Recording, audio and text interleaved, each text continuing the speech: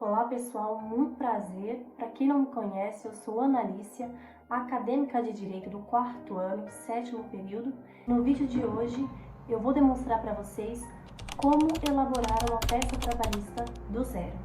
A ideia desse vídeo é ajudar tanto as pessoas que estão se preparando para a segunda fase da OAB, quanto para aqueles estudantes que estão na faculdade participando de matérias de práticas trabalhistas. A princípio, eu quero deixar claro que eu também estou em fase de aprendizagem, logo, como acadêmica, eu também posso eventualmente cometer erros. Mas justamente por isso, este é o intuito do canal, aprendermos juntos, trocarmos conhecimento e evoluirmos na área jurídica. Então, se você quer aprender a fazer uma peça trabalhista do zero e acabar com essa dúvida, fica comigo até o final do vídeo. Bom, pessoal, eu vou estar compartilhando com vocês a minha tela, referente a um slide que eu elaborei justamente para auxiliar vocês nesse processo. E também pensando nisso, eu vou deixar no link abaixo esse mesmo slide para poder auxiliar vocês durante toda a estrutura da peça, tá certo? Supondo que você acabou de cair na questão, o que você vai fazer para se basear em qual peça trabalhista deverá ser aplicada? Para essa temática, é exigido um vídeo propriamente para isso, mas em resumo, a pergunta que você vai se fazer é: qual o último movimento do processo? Se no questionamento não há nenhuma indicação de algum movimento processual, há de se entender que a peça cabível seria a reclamação trabalhista. Diante disso, eu vou compartilhar com vocês agora o esqueleto que a sua peça trabalhista deve conter. Bom, vejamos que, a princípio, deve-se ter o endereçamento, que é para onde vai ser destinada essa peça trabalhista. Você deve também qualificar o reclamante, indicar o fundamento da peça, o nome da peça e o rito, se for exigido. Qualificar também a reclamada, indicar as preliminares de mérito, apresentar o mérito, após isso, os pedidos. Por fim, teremos os requerimentos finais, o valor da causa e a finalização da peça. A respeito do endereçamento, há uma dúvida muito frequente: ao douto juízo ou excelentíssimo senhor doutor juiz de direito? E a resposta é que tanto faz, ambos estão certos. Então você usa aquele que você melhor se adaptar. Então, a princípio teremos tópico 1, endereçamento, ao douto juízo da... pois se a questão indicar qual a vara deverá ser mencionada, você colocará a vara, ou até mesmo a comarca, ou seja, qual a cidade em que vai ser distribuída a sua peça. Se a questão não indicar qual a cidade, peço a gentileza de vocês reforçarem essa atenção. Não invente dados, pois isso pode te fazer perder pontos na fase da OAB. Diante disso, endereçamento, ao douto juízo da... vara do trabalho de... Se na questão mencionar, por exemplo, o último local de serviço prestado por fulano foi na cidade de São Paulo, estado São Paulo. Neste caso, sim, você deveria colocar ao douto juízo da... vara do trabalho de São Paulo, tracinho SP. A mesma coisa funciona para excelentíssimo senhor doutor juiz de direito da... vara do trabalho de...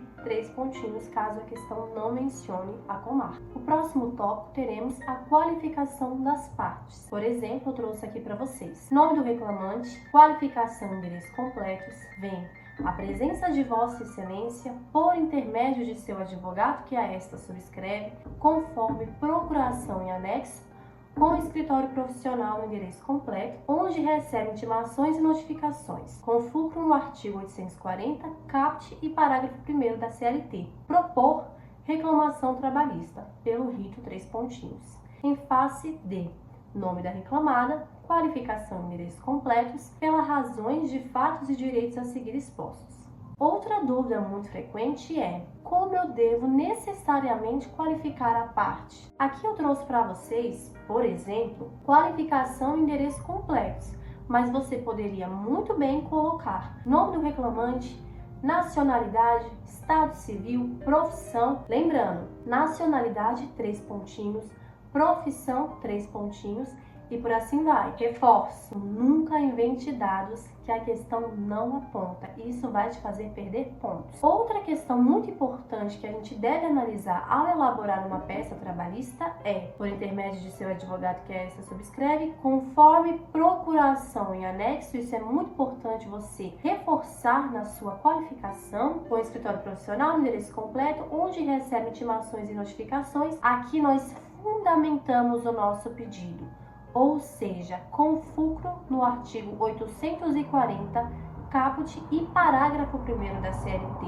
Próximo, a gente utiliza o termo propor reclamação trabalhista. Pelo rito, 3 pontinhos. Se a questão indicar qual o rito que deve ser seguido, você coloca. Se a questão não indicar, você pode colocar apenas os 3 pontinhos. Por fim, a gente menciona, em face de nome da reclamada, aí qualificaremos a reclamada e segue a mesma questão da parte do reclamante. Você pode colocar tanto qualificação e endereços completos ou CNPJ, 3 pontinhos e por aí vai. Ambos estão corretos, pelas razões de fato e direito a seguir expostos. O próximo tópico a ser discutido será as preliminares de mérito, ou seja, quais serão as hipóteses de tramitação prioritária, isto é, em que hipóteses o meu processo vai ser analisado com preferência pelo juiz, por assim dizendo.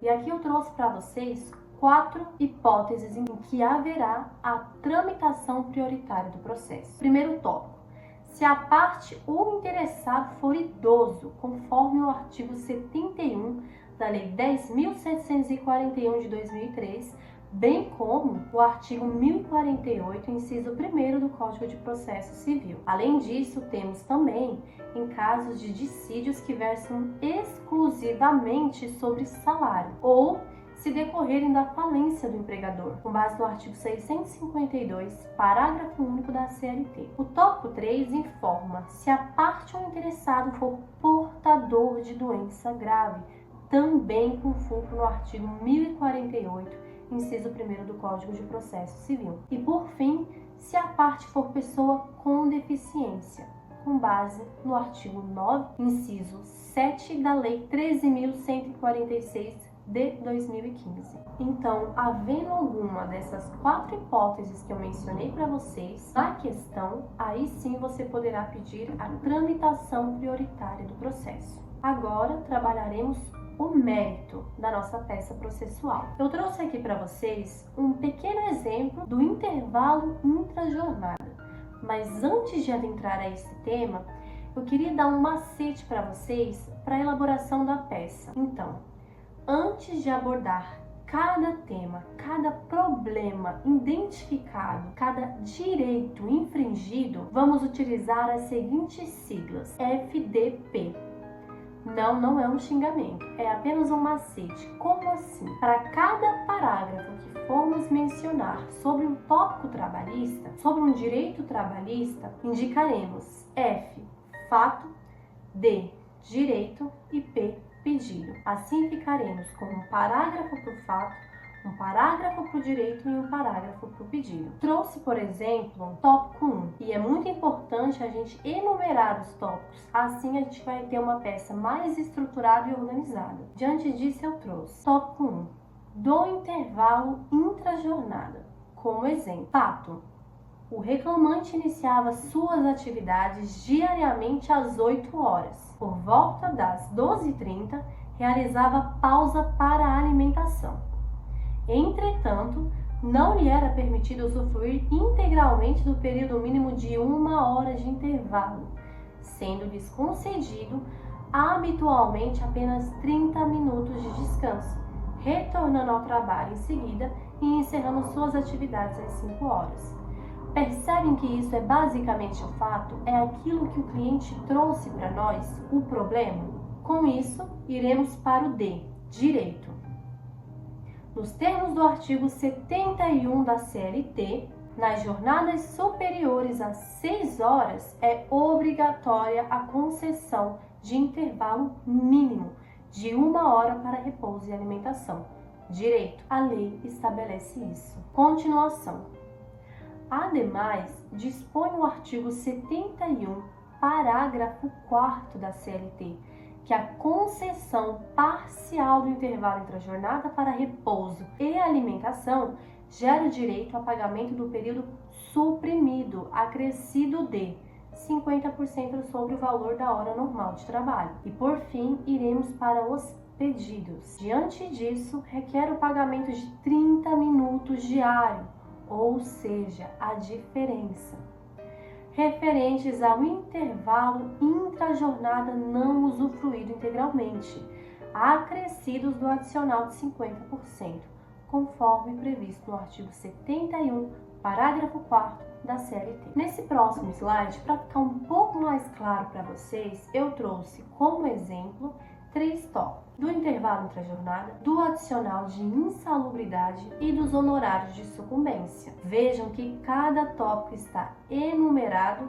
e possui as 3 siglas que eu mencionei para vocês: FDP, fato, direito ou fundamento, e pedido. Falando em pedido, vamos agora para o tópico pedidos. Ao finalizar todo o mérito durante a peça, ao discorrer sobre todos os tópicos que foram identificados na questão, iremos para o pedido. Como eu trouxe para vocês, diante de todo o exposto, requer tópico A, B e C. Uma informação que é muito importante frisar é: cada pedido deve corresponder a um tópico que foi abordado no mérito, ou seja, se o tópico A do mérito foi referente a intervalo entre a jornada, o meu tópico A dos pedidos será o pedido da condenação do intervalo entre a jornada. Vejamos. Tópico A: a condenação da reclamada ao pagamento de 30 minutos com o adicional de 50% pelo intervalo entre a jornada, suprimido no valor de R cifrão 3 pontinhos. Tópico B, a mesma coisa. A condenação da reclamada ao pagamento de adicional de insalubridade, bem como seus reflexos nas verbas contratuais e rescisórias, no valor de R cifrão 3 pontinhos. Por fim, tópico C, a condenação da reclamada ao pagamento de honorários de sucumbência no importe de 15% sobre o valor da condenação nos termos do artigo 791-A da CLT. Agora, explicando mais por dentro de cada tópico, vocês conseguiram perceber que nenhum tópico foi valorado? Porque nas peças trabalhistas nós não devemos liquidar os pedidos, mas é muito importante que você coloque R cifrão, porque assim o examinador vai perceber que você entende da obrigatoriedade da liquidação dos pedidos. Então eu reforço: a cada pedido coloque R cifrão 3 pontinhos. No tópico C, vocês puderam analisar que eu percentuei o valor de honorários, mas com que base eu coloquei esse percentual? Esse percentual está previsto no artigo 791-A da CLT, em que o valor mínimo de honorário de sucumbência é 5% e o máximo é 15%. Você, como advogado, vai querer 5% ou 15%? Então é muito importante que a gente estipule, que nós mensuremos qual o percentual que nós queremos nessa peça trabalhista. Então, logicamente, coloquei 15% sobre o valor da condenação, nos termos do artigo 791-A da CLT. Chegando ao fim, entramos no tópico requerimentos finais, que assim eu coloquei: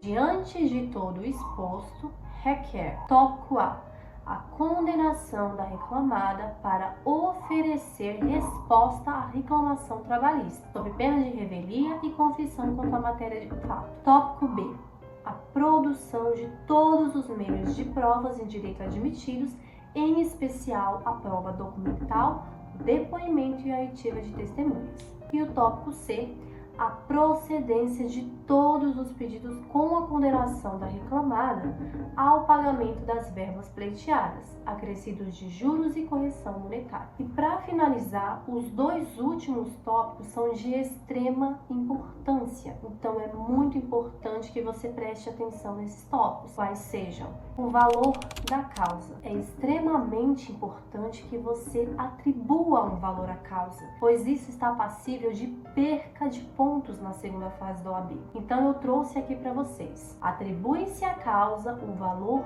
de R cifrão 3 pontinhos. Lembrando, nós não liquidaremos os nossos pedidos, portanto, a causa não será liquidada, correspondendo ao somatório dos pedidos. E por fim, a finalização da nossa peça. Como deve ser finalizada a nossa peça? Então eu trouxe para vocês. Nestes termos, pede deferimento, local, data, advogado, 3 pontinhos, OAB UF, número, 3 pontinhos, e um questionamento também muito frequente. Ana, cheguei no final da minha peça e acabaram-se as linhas, sobraram-se apenas uma ou duas linhas.